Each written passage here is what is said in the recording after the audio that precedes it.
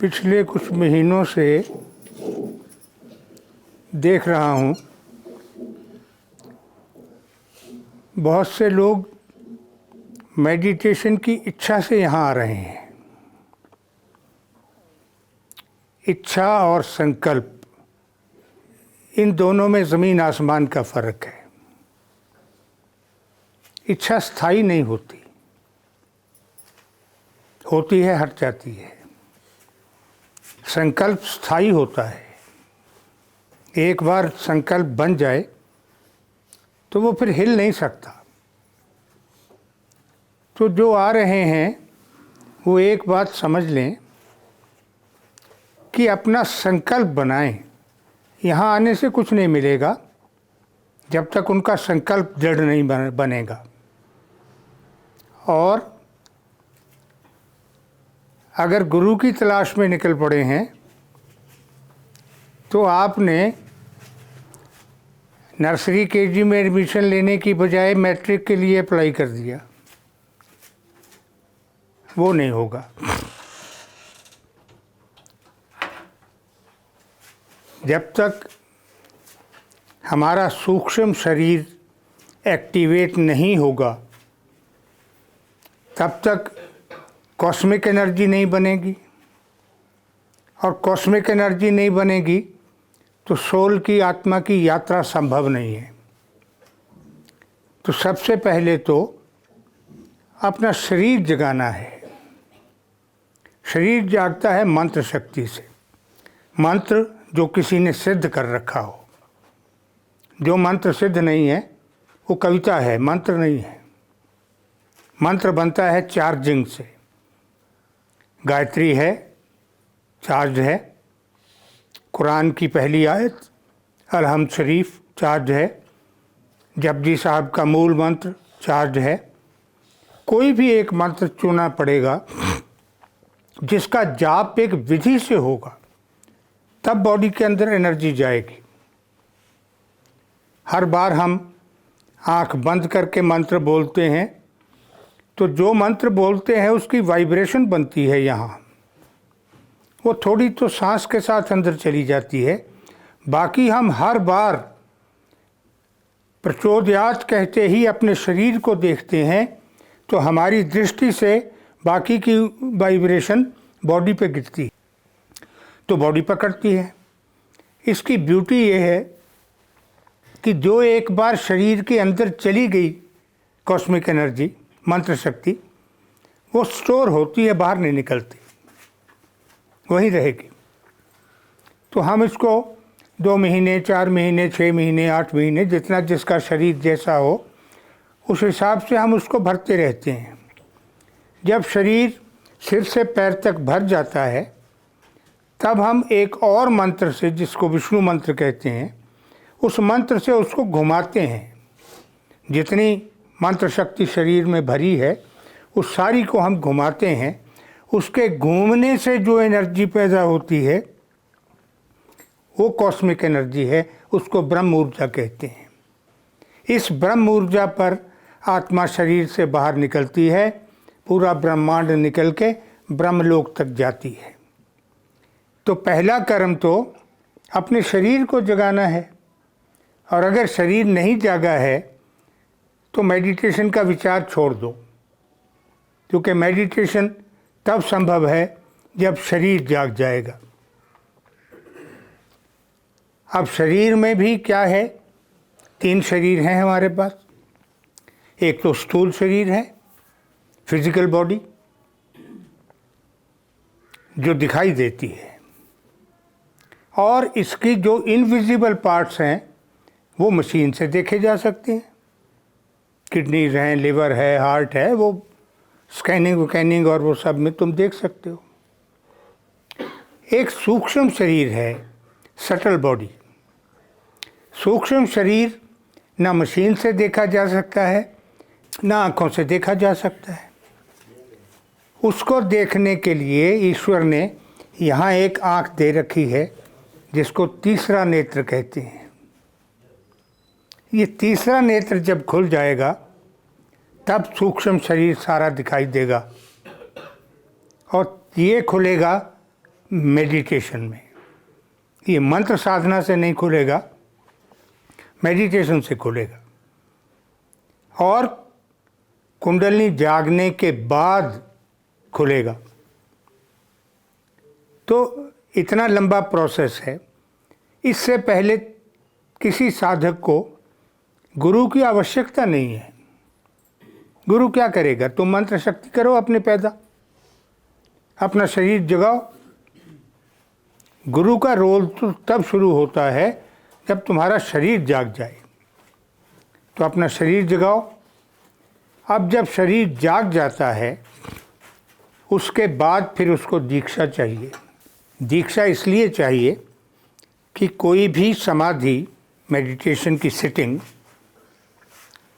तब तक कामयाब नहीं हो सकती जब तक गुरु अपनी ऊर्जा ना भेजे।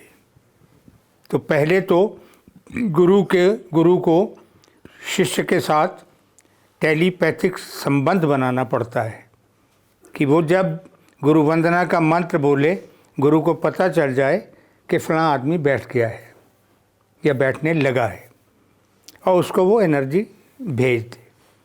क्योंकि अपने शरीर की एनर्जी अगर इस लायक होती कि आत्मा ब्रह्म तक जा पहुंचती तो फिर गुरु की ज़रूरत ही नहीं थी। ज़रूरत ही इसलिए पड़ी गुरु की क्योंकि जो एडिशनल एनर्जी चाहिए वो जो भी देगा वही गुरु है। और जब दोनों एनर्जीज मिल जाएंगी, तुम्हारी अपनी और गुरु की, अब दोनों एनर्जीज मिल जाएंगी तो तुम्हारे अंदर एक साइकिल बन जाएगा, एक वृत्त बन जाएगा ऊर्जा का, एनर्जी का सर्कल बन जाएगा। वो घूमेगा तो उससे कॉस्मिक एनर्जी पैदा होगी। जिस तरह पानी गिरने से बिजली पैदा होती है, उसी तरह कॉस्मिक तुम्हारी अंदर जो ऊर्जा है उसके घूमने से कॉस्मिक एनर्जी, ब्रह्म ऊर्जा पैदा होती है। वो ब्रह्म ऊर्जा आत्मा का वाहन है, आत्मा का व्हीकल है यात्रा के लिए। लेकिन उससे पहले कुंडलिनी का जागना ज़रूरी है। और कुंडलिनी जगाने के लिए जितनी भी साधना हम करते हैं उसमें, क्योंकि एनर्जी की मूवमेंट बहुत फास्ट होती है अंदर, तो शरीर को झटके लग सकते हैं। इसलिए एडविजिबल ये होता है कि कुंडलिनी जब तक नहीं जागे तब तक साधक दीवार के साथ पीठ लगा के बैठे। इसलिए कि जो एनर्जी का प्रेशर बढ़ेगा वो पीछे मिट्टी जो है, दीवार जो है, वो उसको सक कर लेगी, खींच लेगी, तो बॉडी का बैलेंस बना रहेगा। और जब कुंडलिनी जाग जाती है तो फिर कोई ज़रूरत नहीं है दीवार के साथ लगने की, क्योंकि तब अपने आप ही शरीर इस प्रकार से इम्यून हो जाता है कि उसको एनर्जी का प्रेशर नहीं मिलता। ध्यान में इच्छा बाधक है। अगर तुम ध्यान में बैठ के सोचते हो कि आज ये दिख जाए, आज वो दिख जाए, वो कभी नहीं होगा। वो कभी नहीं होगा, क्योंकि इच्छा जो है वो तुम्हारी चेतना को बॉडी में रोक लेती है, जाने नहीं देती। उसने देखना है, उसने बताना है कि मैं कहाँ हूँ और क्या क्या देख रही हूँ। वो तो उसको तो तुमने रोक लिया इच्छा करके। और फिर मैं ये भी कहता हूँ कि तुम अपने मन से निर्णय कर लो कि तुमने मेडिटेशन फिल्म देखने को करी है या मोक्ष प्राप्ति को करी है। अगर फिल्म देखने को करी है तो गलत रास्ते पर आ गए, फिल्म यहाँ नहीं चलती। अगर मोक्ष के लिए करी है तो फिर फिल्म की चिंता मत करो। लेकिन एक बात समझ लो कि जो कुछ ऋषियों ने देख रखा है वो तुम देख सकते हो। ऐसी कोई चीज़ नहीं है कॉस्मिक सिस्टम में जिसको तुम्हारी चेतना, तुम्हारा तीसरा नेत्र न देख सकता हो। लेकिन उसके देखने के लिए तीसरे नेत्र का खुलना, देखने का अभ्यास करना, अपने दृढ़ संकल्प के साथ और पूर्ण समर्पण के साथ, सबमिशन, टोटल सबमिशन। अगर तुम वो शर्त के साथ सबमिशन कर रहे हो तो वो सबमिशन नहीं है। एक आदमी का 1 रुपया कीचड़ में गिर गया सिक्का। वो कीचड़ में घुस गया उठाने, हाथ नहीं आ रहा था। फिर और आगे चला गया, फिर और आगे चला गया, यहाँ तक घुटनों तक वो कीचड़ में भर गया। तो सिक्का उसने उठा लिया। तो सिक्का जब हाथ नहीं आ रहा था तो उसने कहा, हे परमात्मा, अगर मेरा सिक्का मिल जाए तो मैं 8 आने तेरे मंदिर में चढ़ा दूंगा। सिक्का मिल गया, कोई ज़्यादा एफर्ट नहीं करनी पड़ी। तो उसने कहा, नहीं 8 आने तो बेकार में मैंने कह दिए, 4 आने बहुत है, सिक्का तो मिल ही गया। और जब तक बाहर आया, आके अपने पाँव वाँव धोए, तब उसने सोचा इसमें ईश्वर ने क्या किया। मेरा सिक्का गिरा था, मैं गया कीचड़ में, मैंने अपने घुटनों तक लसपस कर लिए पैर, अब जाके अपना सिक्का उठा लिया, इसमें ईश्वर के हाथ से आ गया। ये सशर्त सबमिशन है। शर्त लगा ली तुमने 8 आने की, फिर 4 आने की, फिर वो भी गया। तो मेडिटेशन में ये नहीं चलता।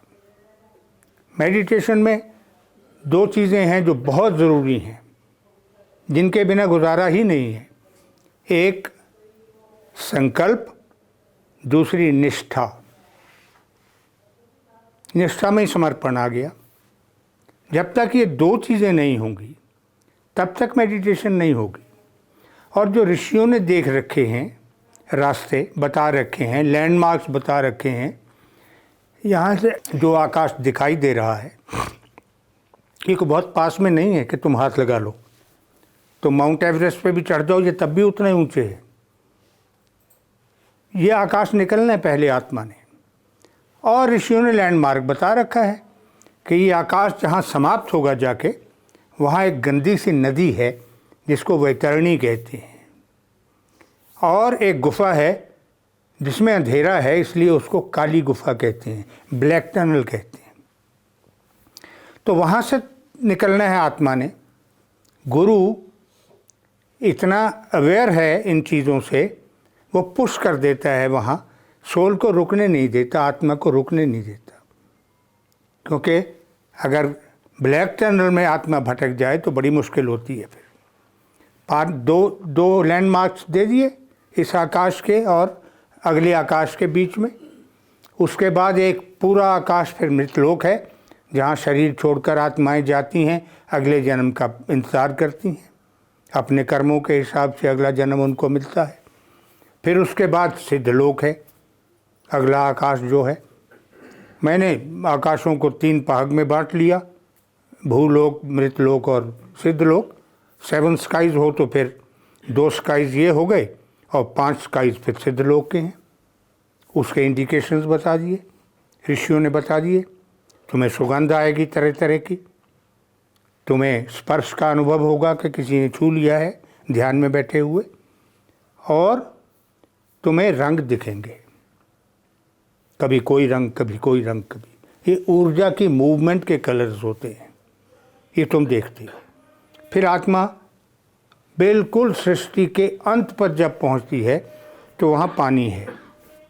उस पानी का नाम ऋषियों ने मानसरोवर रखा है। उस मानसरोवर पर जब आत्मा बैठती है तो वो अपना कारण शरीर गिराती है, जिसको आत्मगुरु विदा होना कहते हैं। कारण शरीर क्या है? 2 शरीर मैंने बताए, फिजिकल बॉडी, सटल बॉडी। एक कॉजल बॉडी है। ये हाथ तो मिट्टी है, 5 तत्वों का बना हुआ है। इसको ऐसे का कौन कर सकता है? ये अपने आप ऊपर कैसे गया? जो इसको ऊपर ले जा रहा है वो कारण शरीर है। तो मानसरोवर पर आत्मा कारण शरीर को गिरा देती है, और कारण शरीर का बाकी जितना समय साधक के पास जीवन का है, उतना समय कारण शरीर का काम आत्मा अपने ऊपर ले लेती है। जब आत्मा अपने ऊपर कारण शरीर का कर्म ले लेती है तो फिर साधक को जीवन में कोई गलत काम नहीं करने देना चाहती, हर काम पर रोकेगी, टोकेगी, मना करेगी। अब तुम डिफाई करो, तुम्हारी मर्जी, ना सुनो आत्मा की। अभी तक तुम्हारी आत्मा कभी कभार बोलती है, कभी किसी बात पर तुम्हें सेंस ऑफ गिल्ट देती है, लेकिन कारण शरीर गिर जाने के बाद आत्मा तुम्हारे हर कर्म पर, हर एक्शन पर तुम्हें चेताएगी, जगाएगी। नहीं जागो, तुम्हारी मर्जी। जागना हो तो आत्मा की सुनो। आत्मा अपने ऊपर जब कारण शरीर ले लेती है तो उसका उद्देश्य ये होता है कि अब इस व्यक्ति को, इस साधक को कभी भी ऐसा कोई कर्म न करना पड़े जिससे कोई कर्मबंध बन जाए, क्योंकि कर्मबंध बनता है तो फिर अगला जन्म लेना ही पड़ता है। मोक्ष के अधिकारी होकर भी अगर किसी को अगला जन्म लेना पड़ता है तो इससे बड़ा दुर्भाग्य कोई नहीं है। तो आत्मा जिस रूप में चलती है, जाती है, और गुरु के कर्म कई हैं। एनर्जी देता है आत्मा को दे, फिर पूरा रास्ता जब जहाँ तक आत्मा जाती है वो पहरा देता है वहाँ, क्योंकि भटक ना जाए आत्मा, उसको शरीर में लौटना है। और वो तुम्हारे प्राण के साथ बंधी हुई जा रही है, उसको उसी प्राण की डोर पर वापस आना है। लेकिन रास्ते में कोई तांत्रिक अगर पकड़ ले, तांत्रिकों तो काम यही है भटकती हुई आत्माओं को पकड़ना आकाश में से। गुरु नहीं होने देगा, ये पूरा संरक्षण होता है उसका, कभी नहीं हो सकता। आज तक कभी सुनने में, देखने में नहीं आया कि किसी ध्यान में निकली हुई आत्मा को किसी तांत्रिक ने छू लिया हो।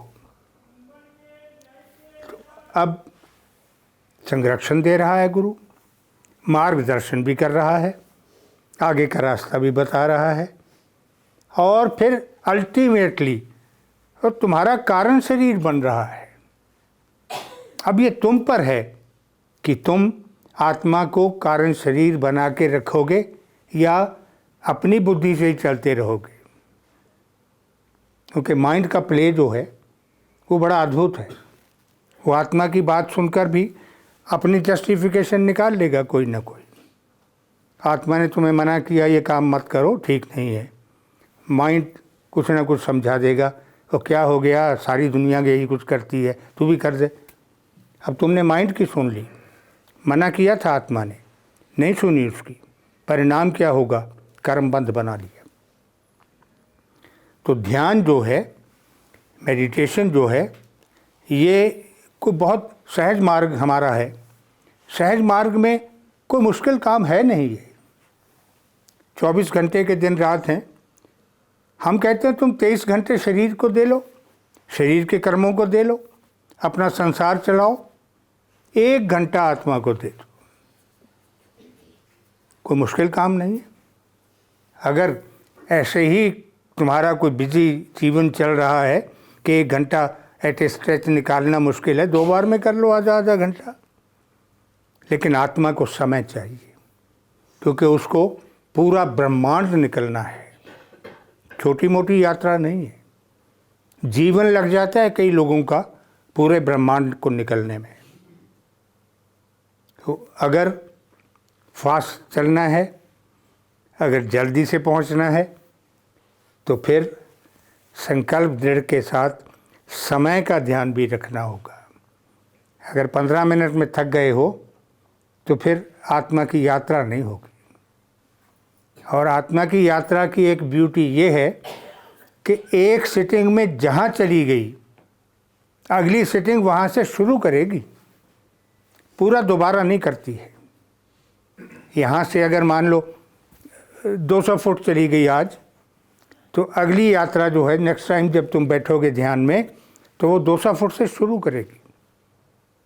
तो फिर कटते कटते पूरा रास्ता कट जाता है।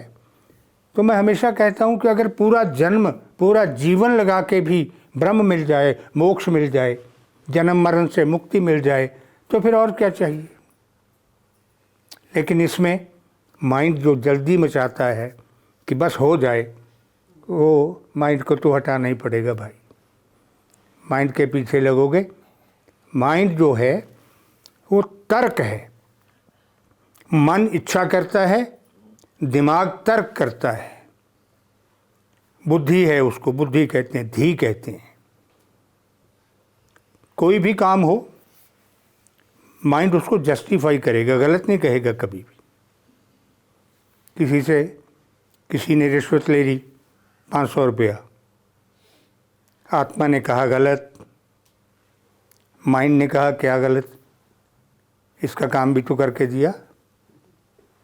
और मुख्यमंत्री तक करोड़ों रुपया ले लेते हैं, उनका कुछ नहीं बिगड़ गया, वो तो सत्ता भोग रहे हैं, मज़े में हैं। तुम 500 रुपये को लेके सोचने बैठ गए। माइंड ने जस्टिफिकेशन दे दिया, तर्क दे दिया। परिणाम क्या हुआ? तुमने माइंड की सुन ली, आत्मा ने रोका था, आत्मा की नहीं सुनी। अब ये 500 रुपया जिसका तुमने धोखे से लिया है, धोखा किसको दिया? सरकार को।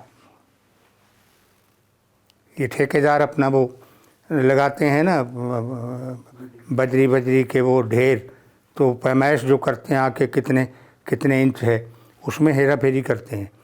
वो 8 इंच है 10 लिख दिया, उसके पैसे लेते हैं। तो धोखा तो तुम सरकार को दे रहे हो। तो आत्मा मना करती है, लेकिन हम माइंड की सुन लेते हैं और माइंड की मान लेते हैं, सुन ही नहीं लेते, माइंड की मान लेते हैं। परिणाम क्या होता है? कर्मबंध बनते चले जाते हैं और फिर अगला जन्म जो है वो निश्चित हो जाता है कि लेना ही पड़ेगा, आत्मा को आना ही पड़ेगा मातृगर्भ में। इसलिए चैतन्य होकर संकल्प और निष्ठा के साथ ध्यान करो। ये बड़ा भाग्य है तुम्हारा कि तुम, ईश्वर ने तुम्हें इस रास्ते पर आने दिया, इस रास्ते पर ला दिया।